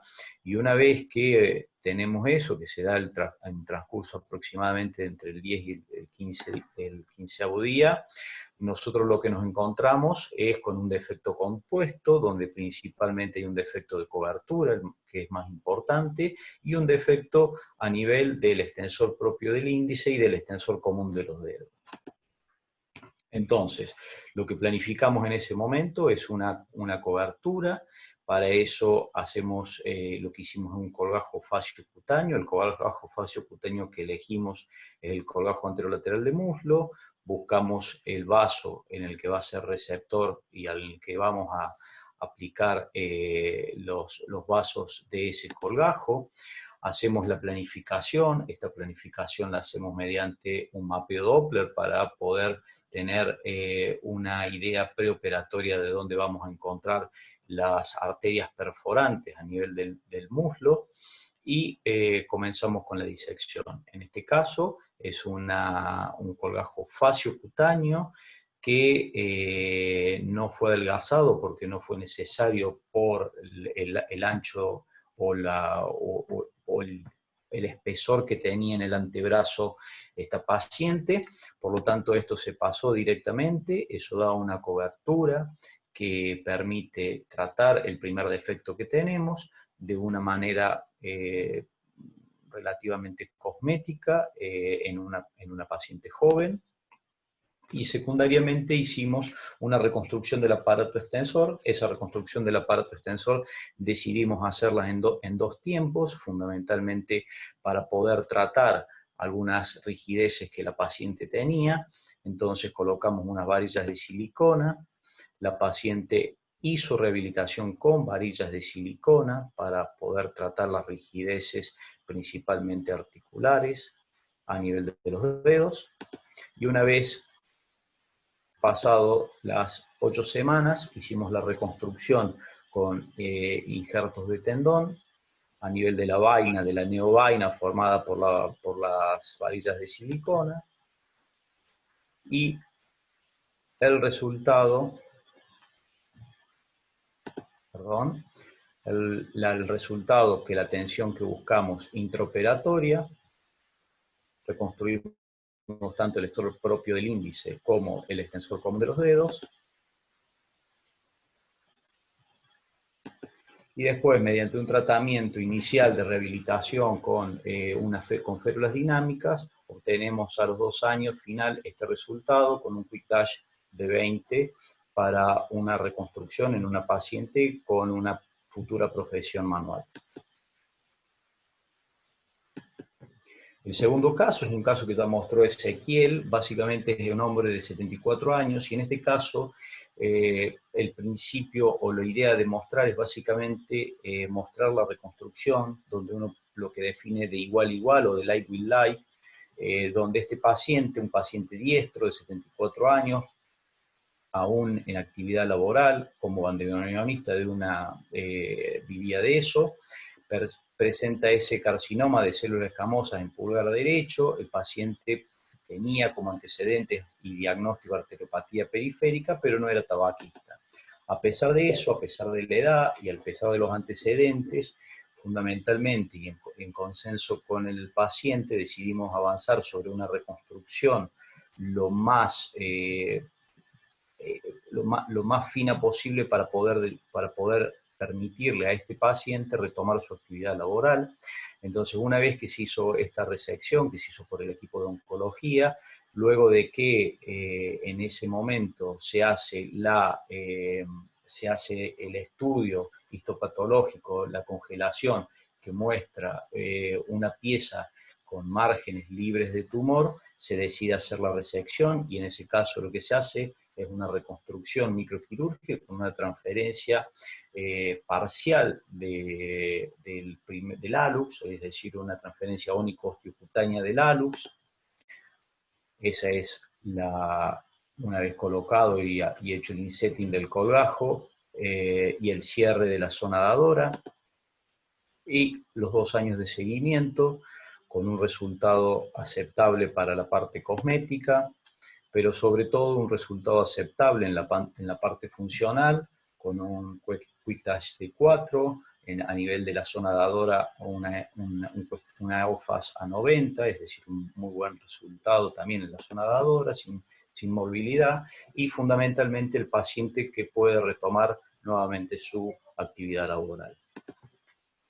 Finalmente, el último caso es un caso de un defecto compuesto, un defecto en una paciente de 51 años que tuvo un sarcoma del brazo izquierdo, que era el brazo dominante, donde se hizo una resección ósea y a su vez también se hizo en el momento, el equipo de oncología realizó una resección tanto de nervios mediano y cubital que estaban comprometidos, a su vez también la arteria humeral, por lo tanto cirugía cardiovascular, lo que realizó en ese momento es un bypass a nivel de la arteria humeral, y cuando ya esta paciente se realizó la resección, la paciente hizo radioterapia preoperatoria, por lo tanto nos encontrábamos con una paciente que tenía un defecto óseo, una cobertura relativamente deficitaria, fundamentalmente por la radioterapia, una paciente que tenía una parálisis mediano-cubital alta y una paciente que tenía un bypass, que era lo que permitía hoy la vascularización a nivel distal en su mano. La planificación que se realizó, sobre todo fundamentalmente por el tratamiento de radioterapia a nivel fundamentalmente preoperatorio, fue buscar una reconstrucción microquirúrgica, una reconstrucción vascularizada. Ahí se prepara los dos campos quirúrgicos, tanto la zona a reconstruir como la zona donde vamos a tomar ese colgajo osteocutáneo, que acá lo tenemos planificado, también en este colgajo, para mejorar tanto el cierre por la calidad ósea que tenemos, por la cantidad de cobertura que tenemos, pero fundamentalmente también para la monitorización de la permeabilidad de las suturas a nivel del colgajo de peroné. Tomamos una paleta cutánea, que inicialmente hacemos una planificación con un Doppler para saber dónde están las arterias cutáneas, y entonces una vez planificado, lo primero que hacemos es un abordaje de la zona a reconstruir, donde evaluamos el defecto, preparamos el lecho, preparamos los vasos receptores, y en este caso también preparamos los nervios a reconstruir. Luego tomamos el colgajo osteocutáneo de peroné con una longitud de vasos lo suficientemente largos como para poder hacer una sutura fuera de la zona de la radioterapia, donde sabemos que todos los tejidos se ven afectados y la tasa de complicaciones de la microcirugía en las zonas con radioterapia es mayor. Entonces hacemos la reconstrucción de los nervios, donde sabemos que en una paciente de 51 años con radioterapia preoperatoria, esa reconstrucción de nervios tiene un pronóstico malo, pero fundamentalmente, como estábamos cerca a nivel de la articulación del codo, el objetivo teníamos fundamentalmente buscar una restitución de la musculatura proximal del antebrazo, si lográramos recuperar todo lo que fueran los flexores extrínsecos de la mano, lo que nos quedaba secundariamente era hacer toda la reconstrucción de la función intrínseca secundaria de la mano, y esa fue un poco la planificación como la pensamos. Este es el postoperatorio con el monitor cutáneo. Interesantemente, esto es como hicimos la reconstrucción y el montaje con una placa medial. Y esto es interesante porque en la evolución la paciente tuvo una consolidación a nivel distal, a nivel de su unión entre el húmero distal y el peroné vascularizado, pero hubo un aflojamiento, una falla del implante a nivel proximal. Y lo interesante de esto es que, como este colgajo es un colgajo que está vascularizado, se comporta más como una fractura que como un injerto, un aloinjerto. Y de esa manera, como lo que nosotros veíamos que la inestabilidad generaba una intención de curación, es decir, que había un callo con intención de fijarse, lo que hicimos es una osteosíntesis, aumentamos la estabilidad mediante una osteosíntesis por un abordaje mínimamente invasivo anterior, y de esa forma logramos la consolidación. Esta es la paciente casi 2 años después de esa reconstrucción, con un déficit funcional marcado, con una parálisis notable mediano cubital alta. Entonces lo que decidimos hacer en ese momento ya fue la reconstrucción a nivel de la función intrínseca y extrínseca de la mano, donde una vez hecho toda la reconstrucción intrínseca mediante técnicas de lazo a nivel de cuarto y quinto dedo y la transferencia del flexor superficial del tercer dedo para el primer y segundo interóseos dorsales, acá en este video podemos observar cómo tenemos identificado flexor superficial, flexor largo del pulgar y flexores profundos de los dedos. Entonces, buscamos las transferencias que vamos a llevar o los tendones activos, que va a ser el cubital posterior, el extensor propio del índice, el primer radial y el supinador largo, y de esa manera vamos a activar los flexores superficiales, vamos a activar los flexores profundos y vamos a activar el flexor largo del pulgar y el abductor largo del pulgar. Esto permite a los 27 meses posoperatorios de las transferencias tendinosas un número totalmente consolidado, la paciente libre de enfermedad, y esta función con un dash preoperatorio de 55 y un dash postoperatorio de 23, con una recuperación de la función de agarre de su mano dominante. Por supuesto, una mano de ayuda, una mano que ya deja de ser mano dominante, pero es una mano que presenta función. En resumen, el tratamiento de los tumores debe ser un tratamiento multidisciplinario, donde el oncólogo y el ortopedista oncológico son los que deben guiar ese equipo multidisciplinario. Los que hacemos microcirugía o los médicos o los microcirujanos deben estar asociados e incorporarse a ese tratamiento multidisciplinario y a ese equipo multidisciplinario. Y básicamente la microcirugía en la reconstrucción oncológica permite cobertura cutánea y de defectos compuestos, o la reconstrucción de igual por igual, dependiendo del tipo de defecto que se presente. Muchas gracias. Jorge, muchísimas gracias. Muy buena la presentación. Diego, por favor, dele micrófono a todos los panelistas. Muchas gracias.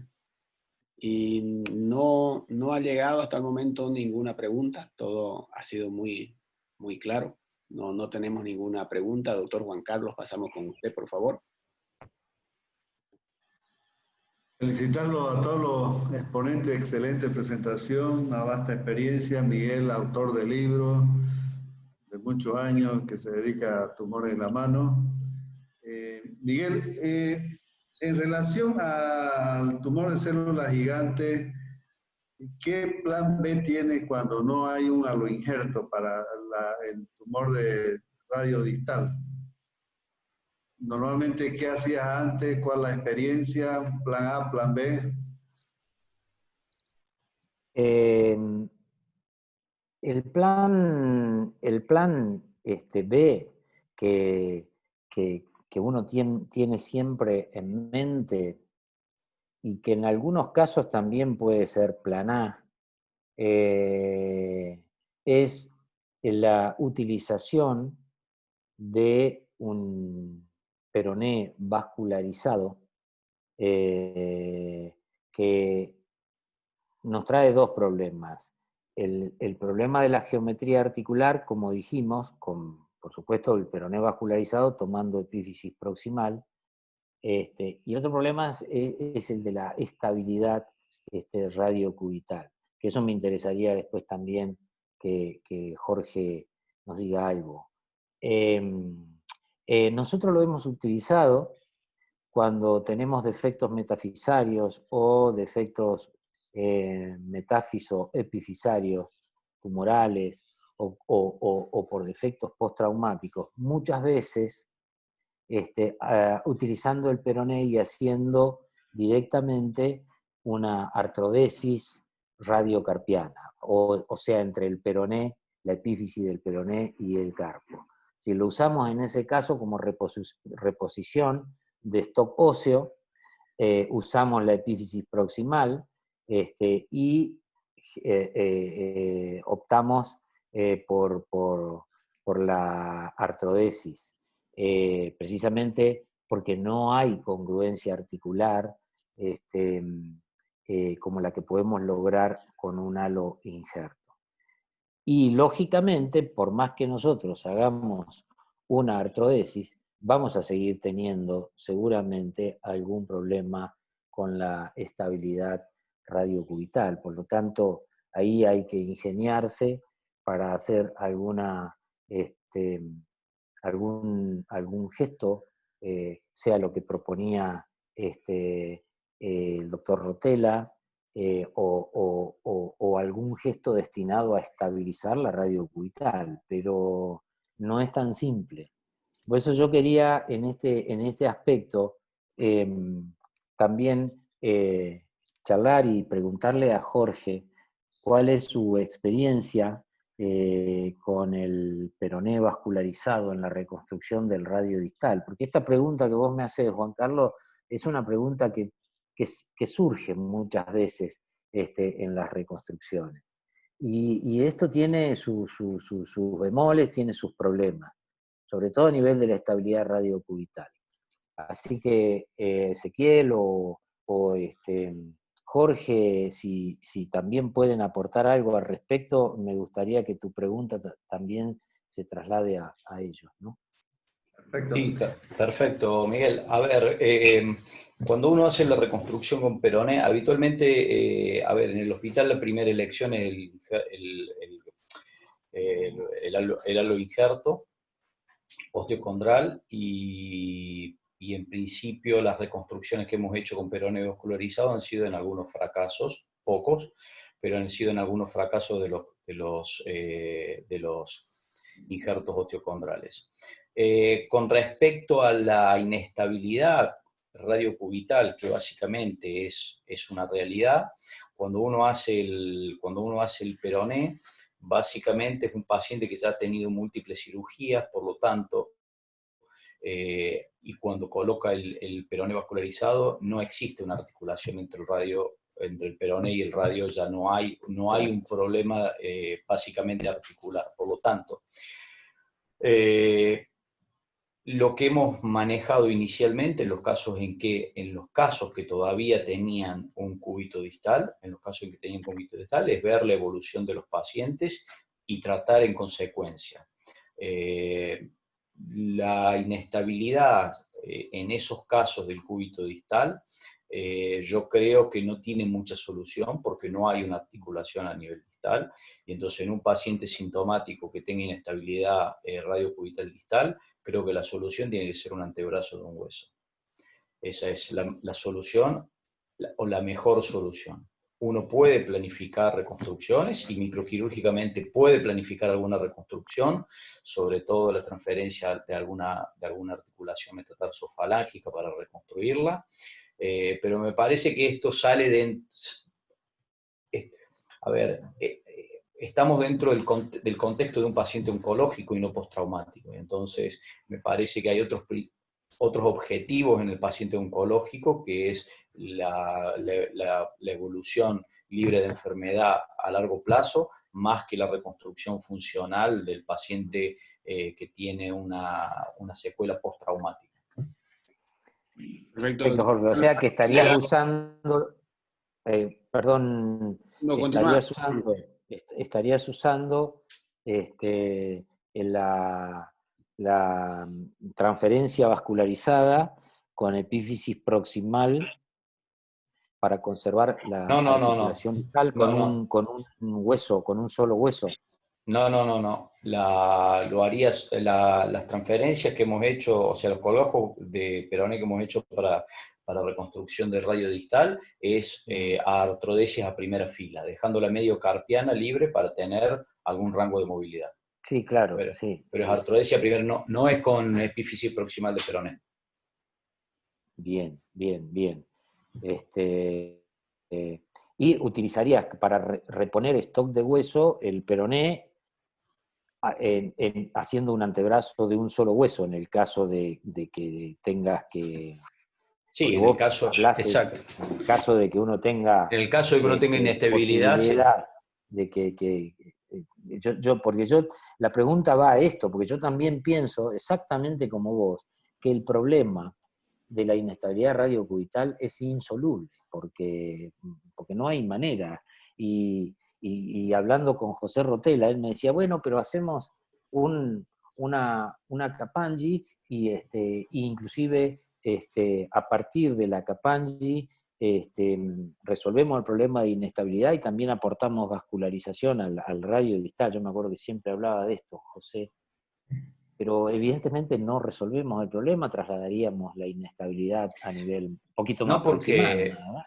Porque en realidad no hay articulación, o sea, No estamos hay hablando de articulación, inestabilidad en una articulación que no existe, porque no tenemos no claro, tenemos más fosa sigmoide del radio.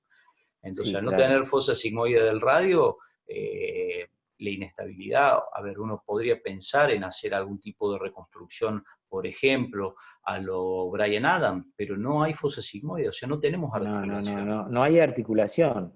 Bueno, pero por eso Exactamente. uno de los recursos que Rotela mencionaba era fusionar el cúbito distal al aspecto cubital del radio, hacer una especie de Kapanji diferente a lo habitual, y con eso tratar de resolver el problema. Pero yo considero, y por eso te hacía la pregunta, porque creo que este problema no tiene solución, no tiene solución.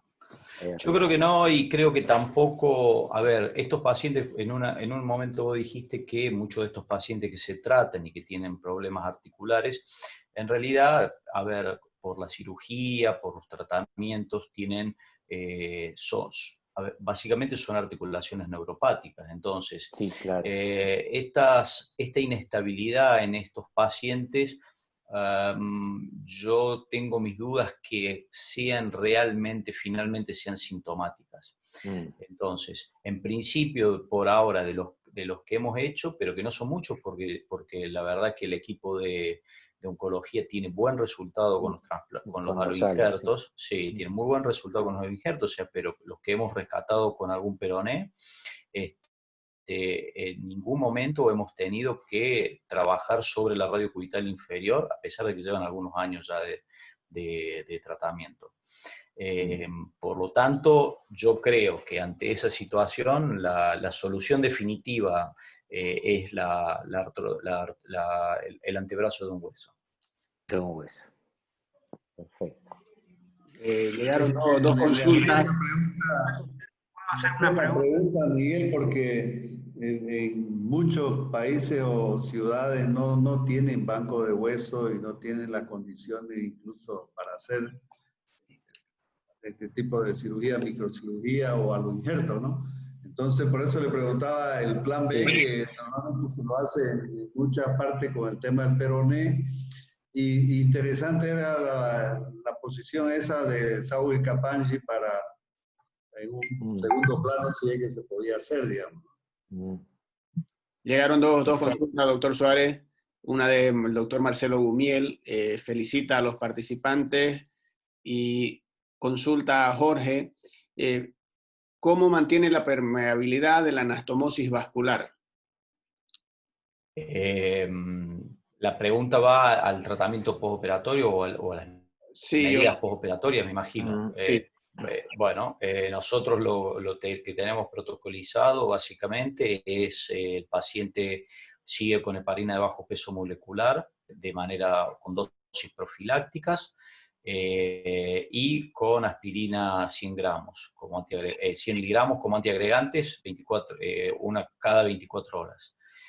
Normalmente la heparina de bajo peso la dejamos 3 semanas básicamente hasta la cicatrización de la íntima, y 6 semanas la heparina. De todas maneras, esto es nuestro protocolo, pero no hay no hay evidencia en la literatura, ni hay consenso en la literatura cada centro de microcirugía hace lo que cree mejor para eso, pero no hay una evidencia sobre el tratamiento postoperatorio en cuanto a lo que es la parte de drogas para la profilaxis de la trombosis.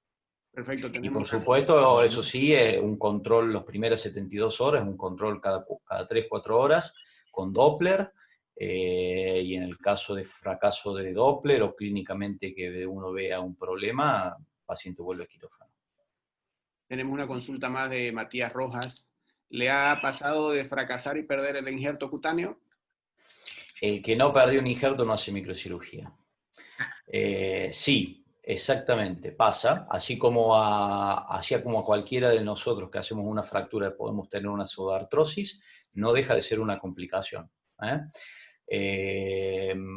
Nosotros evaluamos y presentamos en el Congreso Argentino nuestra experiencia con los colgajos libres para cobertura, o sea, solo para cobertura, no incluimos articulaciones vascularizadas o no incluimos dedos de pie-mano, sino los que eran solamente para cobertura. Nosotros evaluamos 51 colgajos que habíamos hecho en el último tiempo y tenemos una tasa de éxito del 92%. Perfecto, muchas gracias. Ya no han llegado más consultas por el momento. ¿Puedo hacer una pregunta, Rodrigo? Para el doctor Capomazzi, quería preguntarle cuál es el parámetro que toma para hacer la resección ósea tumoral, para que con el injerto pueda después realizar la osteosíntesis con el injerto. O sea, ¿cuál es el parámetro del tumor? ¿Cuánto es que él dice que hace la resección tumoral? La pregunta es interesante y como decía Jorge, todo esto se planifica previamente con el equipo de clínicos, oncólogos, determinando y respetando el nivel de resección oncológica aplicable a cada tumor. Pero me resulta interesante la pregunta, porque el aloinjerto necesita como acción primaria de parte nuestra, de los cirujanos, una muy buena estabilidad en el sitio de unión y una muy buena compresión. Por eso yo muchas veces en un tumor, en el condroblastoma que presentamos en el chico más chico de 16 años, no teníamos problema porque ahí no usamos prótesis. Pero después operamos un condrosarcoma de bajo grado que en esa mujer que hicimos una aloprótesis, podríamos haber hecho la osteotomía mucho más proximal. Y es como que elegimos, en base al montaje de osteosíntesis que después queríamos hacer, en lugar de utilizar porque cuando uno usa un halo injerto con prótesis, una de las formas es usar una prótesis de tallo largo y después comprimir con una placa. Compresión que no siempre es tan factible de lograr como cuando la hacemos en forma habitual, colocando una placa compresiva, tomando corticales y ejerciendo compresión a través de las placas. Entonces, en ese caso, donde pareció que la resección, y en definitiva era una resección exagerada por lo que era el límite de resección oncológica que nos pedía ese tumor, que era un condrosarcoma de bajo grado, en realidad la hicimos más baja y usamos una prótesis de tallo corto y hicimos la osteotomía más distal para que nos dé la posibilidad de utilizar dos placas y con una de ellas fundamentalmente generar compresión interfragmentaria. Es decir, en primer lugar, los límites de resección vienen establecidos de común acuerdo con la gente de clínica oncológica por el tipo de tumor. Pero fuera de eso, también en algunos casos nosotros podemos, y el límite de resección oncológica hay que cumplirlo sí o sí. Ahora, uno puede irse un poquito más allá si es que cree que el montaje de osteosíntesis va a ser mejor. Es decir, que con esas variantes jugamos. Pero bueno, lo que hay que respetar siempre y quedarse conforme es con la compresión interfragmentaria que uno logra entre el receptor y el huésped, ¿no?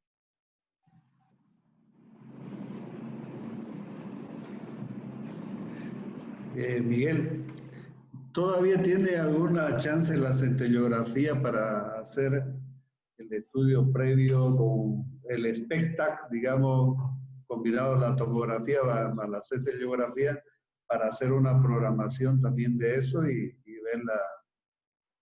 ver el sitio exacto, digamos, de la osteotomía, ¿no?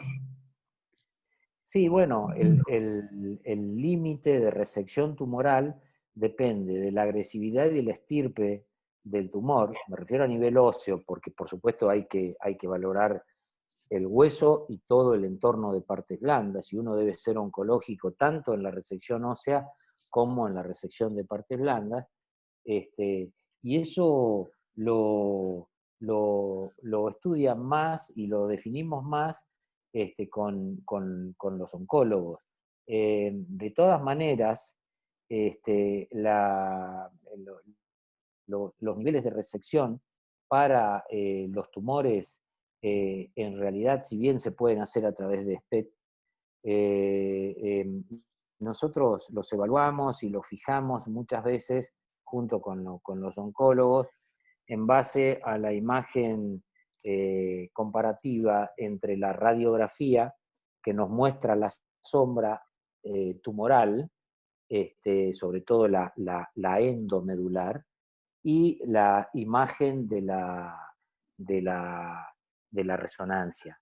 Es decir, es muy importante evaluar eso, tanto para diagnóstico, cuando la resonancia va más allá de los límites de la imagen radiográfica, ya nos está hablando de cierta agresividad, y uno puede evaluarlo amparándose o basándose en los estudios de imágenes. Por supuesto que la medicina nuclear también tiene lo suyo, pero bueno, no sé qué pueden decir, qué puede decir Ezequiel en base a esta pregunta, en cuanto a, o Jorge, en cuanto a la evaluación que hacen ellos en el hospital italiano, que es realmente el servicio oncológico por excelencia de la medicina argentina.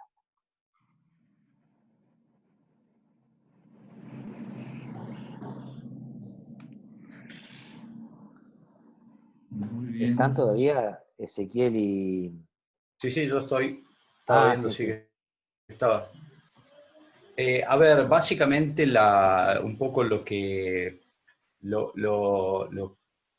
el manejo, específicamente el manejo del diagnóstico y lo que es el tratamiento, lo maneja el equipo de oncología, y ellos fundamentalmente son un grupo que tiene mucha experiencia, pero lo manejan ellos. Ellos hacen un ateneo semanal donde se discute caso a caso, y en ese ateneo hay radioterapeutas, hay oncólogos pediatras, hay también todo lo que es el equipo que hace histopatología. Entonces, un poco ese es el equipo, lo que yo hablaba del equipo multidisciplinario. Nosotros entramos dentro de lo que es la parte, vendríamos a ser asociados en la parte de la reconstrucción, pero el equipo de oncología es el equipo del doctor Ayerza, junto con su grupo, que son 4 médicos más que trabajan de manera, de hace muchos años, como dijo Ezequiel, donde inicialmente era el servicio de Ottolenghi, que luego fue el servicio del doctor Músculo de oncología, y bueno, ahora es el doctor Ayerza. Yo quería acotar algo que hablando con Miguel Ayerza, por ese caso específico de ese TCG, grado 3, grande. En definitiva, ahí lo primero que pensamos es que el codo era insalvable. Y si podíamos salvar era la columna lateral, pero Miguel me decía, y nosotros y se lo preguntamos inicialmente, porque hay un recurso, específicamente me refiero al TCG, aunque no se usa solo para el TCG, con el denosumab. El denosumab es una especie de anticuerpo monoclonal que se utiliza a veces como si fuera una quimio neoadyuvante y permite, lo que hace este anticuerpo es fijarse a una proteína de los osteoclastos, de las células que van comiendo, destruyendo el hueso, y los inactivan, es decir, que inactiva la proliferación de los osteoclastos. Por eso se habla del denosumab sobre todo para el TCG, pero también se usa en las mujeres, por ejemplo, que tienen cáncer de mama con metástasis óseas o en otro tipo de tumores, en próstata, etcétera, con metástasis, para preservar la masa ósea. En este caso, que yo me permití discutirlo antes con Gerardo Galucci y con Miguel Ayerza, de ese TCG, ya era excesivamente grande, pero Miguel me decía que en la medida de que uno hubiera llegado un poco antes, se puede tratar de utilizar el denosumab como una neoadyuvancia farmacológica, achicar un poco la masa, detener la destrucción ósea y ser un poco menos agresivos en la reconstrucción. Por ejemplo, hacer un relleno con hueso, manteniendo la articulación. Digo esto porque también es importante y a veces también se usa en tumores que han sido tratados con relleno óseo, tumores TCG intracompartimentales que todavía no han roto la cortical, y están ahí en la duda de una recidiva, y entonces utilizan este fármaco como una adyuvancia.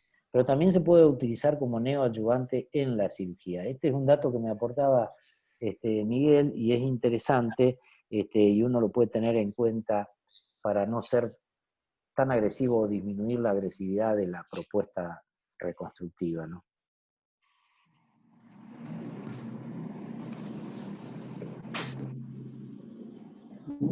No hay más preguntas, Rodrigo. No, no hay más preguntas. Ok. Bueno, agradecerle a nuestro conferencista Miguel, Jorge, Ezequiel por su excelente presentación y compartir con todos nosotros su experiencia a nombre de la Sociedad Boliviana de Ortopedia y Traumatología. Muchísimas gracias y será hasta una próxima oportunidad, Miguel, Jorge, Ezequiel. Sí.